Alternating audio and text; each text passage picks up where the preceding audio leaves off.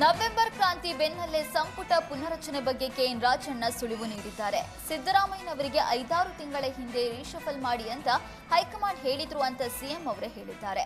High command reshuffle ಮಾಡೋದಕ್ಕೆ ಸಿದ್ದರಾಮಯ್ಯಗೆ ಅವಕಾಶ ಕೊಟ್ಟರೆ ಅವರ ಸ್ಥಾನ ಆಪಾದಿತ ಎಂದಿದ್ದಾರೆ. ಇಲ್ಲದಿದ್ರೆ ಈಗಾಗಲೇ ರಾಜಕೀಯ ಚಟುವಟಿಕೆ ನಡೀತಾ ಇದ್ವು ಎಂದಿದ್ದಾರೆ. ಇನ್ನು ಡಿಕೆಶಿ ದೆಹಲಿ ಭೇಟಿ ಬಗ್ಗೆಯೂ ಪ್ರತಿಕ್ರಿಯಿಸಿದ ರಾಜಣ್ಣ, ಡಿಕೆಶಿ ರಾಹುಲ್ ಗಾಂಧಿ ಭೇಟಿಗೆ ಸಮಯ ಕೇಳಿದ್ರಲ್ಲಿ ವಿಶೇಷ ಇಲ್ಲ ಎಂದಿದ್ದಾರೆ. ನಾವು ರಾಹುಲ್ ಗಾಂಧಿ ಸಮಯ ಕೇಳಿದ್ರೆ ಅದರಲ್ಲಿ ಅಜೆಂಡಾ ಇರುತ್ತೆ. ಆದ್ರೆ ಡಿಕೆಶಿ ಪಕ್ಷದ ಅಧ್ಯಕ್ಷ, ಹಾಗಾಗಿ ಡಿಕೆಶಿ ಸಮಯ ಕೇಳಿರೋದ್ರಲ್ಲಿ ಯಾವುದೇ ಅಜೆಂಡಾ ಇಲ್ಲ. ಪಕ್ಷದ ಬಗ್ಗೆ ಮಾತಾಡೋದಕ್ಕೆ ಸಮಯ ಕೇಳಿರ್ತಾರೆ ಎಂದಿದ್ದಾರೆ.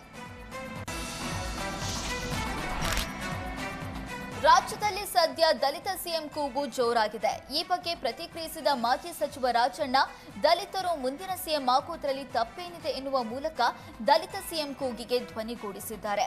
ಒಬ್ಬರು ದಲಿತರು ಸಿಎಂ ಆದ್ರೆ ಸಂತೋಷ ಪಡಬೇಕು, ಆದ್ರೆ ಅದನ್ನ ಹೈಕಮಾಂಡ್ ನಿರ್ಧಾರ ಮಾಡ್ತಾರೆ. ಸಿದ್ದರಾಮಯ್ಯ ಅವರೇ ಸಿಎಂ ಆಗಿ ಇರಲಿ ಅಂತ ಹೈಕಮಾಂಡ್ ಘೋಷಣೆ ಮಾಡ್ತಾರೆ ಅಂತ ನಾನು ಅನ್ಕೊಂಡಿದ್ದೀನಿ.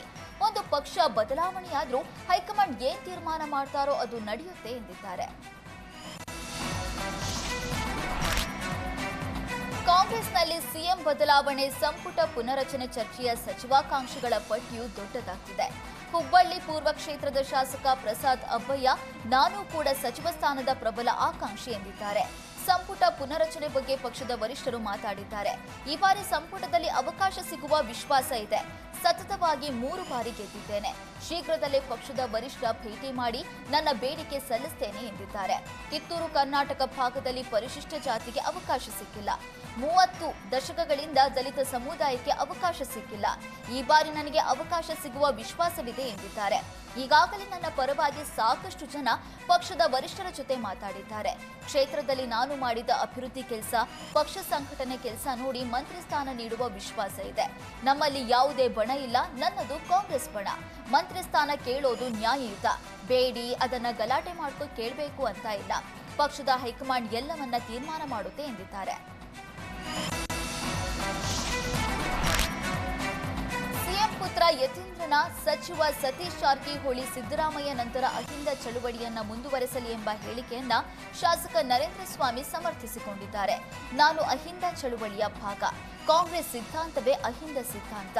ಸಿದ್ದರಾಮಯ್ಯ ನಂತರ ಚಳುವಳಿಯನ್ನ ಒಬ್ಬರು ಮುಂದುವರಿಸಬೇಕು ತಾನೆ. ಜಾರಕಿಹೊಳಿ ಸಿದ್ದರಾಮಯ್ಯ ಜೊತೆ ಸುದೀರ್ಘವಾಗಿ ಇದ್ದವರು. ಅವರೇ ಚಳುವಳಿ ಮುಂದುವರಿಸಲಿ ಎಂಬುದು ನಮ್ಮ ಮನವಿಯಾಗಿದೆ. ಡಾಕ್ಟರ್ ಯತೀಂದ್ರ ಸಿದ್ದರಾಮಯ್ಯ ಹೇಳಿಕೆ ಅಹಿಂದ ಚಳುವಳಿಗೆ ಸಂಬಂಧಪಟ್ಟದ್ದು ಮಾತ್ರ ಅಂತ ಸಮರ್ಥಿಸಿಕೊಂಡಿದ್ದಾರೆ.